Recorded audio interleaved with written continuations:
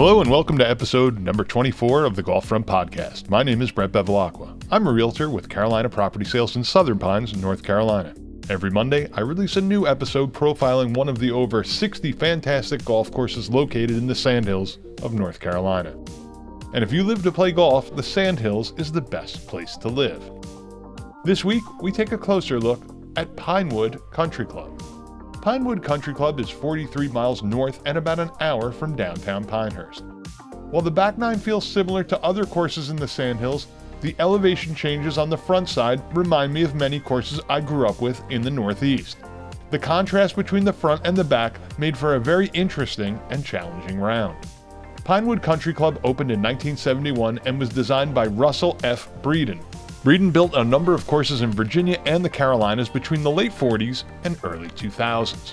Pinewood is a par 72 that plays 6,900 from the tips and just over 6,300 from the white tees. From the back, the course has a 73.3 rating and 137 slope and a 71.1 rating and 132 slope from the white tees. The course has also hosted a number of amateur and qualifying tournaments. Pinewood has some tough greens, and there is quite a bit of disparity in speed when putting uphill or downhill.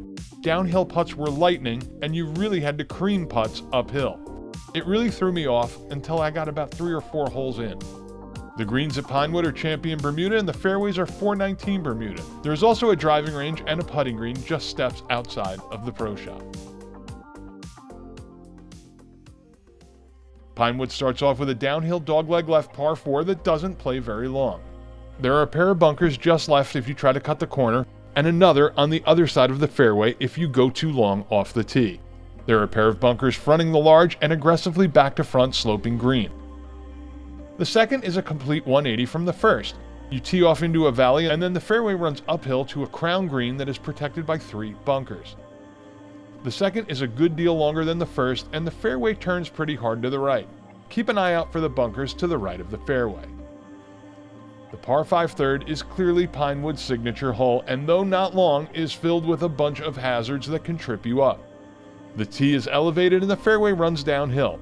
There is a small pond to the right and a bunker to the left in the landing area. Big hitters can make it in 2, but will have to contend with a large pond directly in front of a wide but shallow green. If you go long, there are a pair of bunkers you will need to deal with. This hole gave me nothing but trouble. The fourth is a very steep uphill dogleg left that plays long. Off the tee, keep an eye out for a fairway bunker on the left. To get to the green in 2, you will need a good drive and a better approach shot. The left side of the very large bunkerless green is so tough to stick to. The fifth is a medium-length downhill par 3 where you will need about a club less off the tee. The green is mostly level and flanked by a pair of bunkers up front. 6 is another tough uphill dogleg left. If you can keep it left or carry the bunker left of the fairway, you should be able to get to this par 4 easily in regulation. The green is sloped left to right and falls off the back of the right side. 7 is a beast of a par 5 that plays so much longer than the posted yardage. The key to 7 is clearing the hill off the tee and then avoiding 3 bunkers on either side of the fairway with your second shot. The small green is surrounded by bunkers and is sloped from back to front. The 8th is a short par 3 over water. The green is thin, very deep, and aggressively sloped from back to front. There are 3 bunkers surrounding the green. The 9th is an uphill par 4 that is so much tougher than it looks. It plays a bit longer than the posted yardage, and the fairway bunker on the right is a bit further out than it looks. No one in my group reached it. The 9th brings you back to the clubhouse, and there is a very nice bar and grill where you can quickly pick up a drink or sandwiches.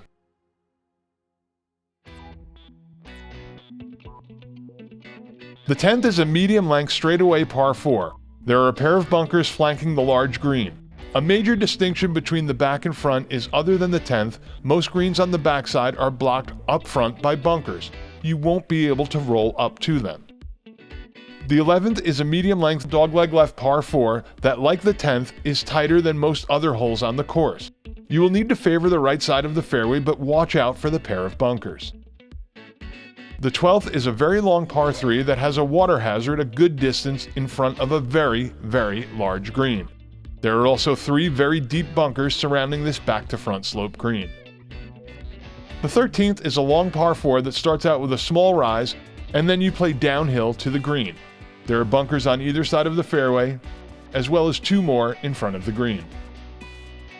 The 14th is a very long par 4. To make matters worse, the green is slightly elevated with a pair of bunkers up front. A par here is not easy. 15 is a medium-length par 4 that bends ever so slightly to the left. There are a pair of bunkers just to the left of the fairway that will make things difficult if you don't avoid them. The green is aggressively sloped back to front with a bunch of mounds behind if you go long. There are also 3 deep bunkers to contend with. 16 is a friendly par 5 that turns slightly to the right. Off the tee you will see a bunker on the right. Stay to the left and you may have a chance of getting to the small green in 2, but the bunker front left may have you thinking better of it and just laying up. 17 is a medium-length par 3 with water and 2 large bunkers up front. The green is pretty tricky. 18 is a really tough but great finishing hole. This par 5 plays quite a bit more than the posted yardage. There are bunkers flanking the fairway, and I am embarrassed to say I could not reach them. There's a very long bunker, maybe 30 yards long, in front of the green on the left side, and another small bunker way right. The green was tough, and it made for a very interesting round.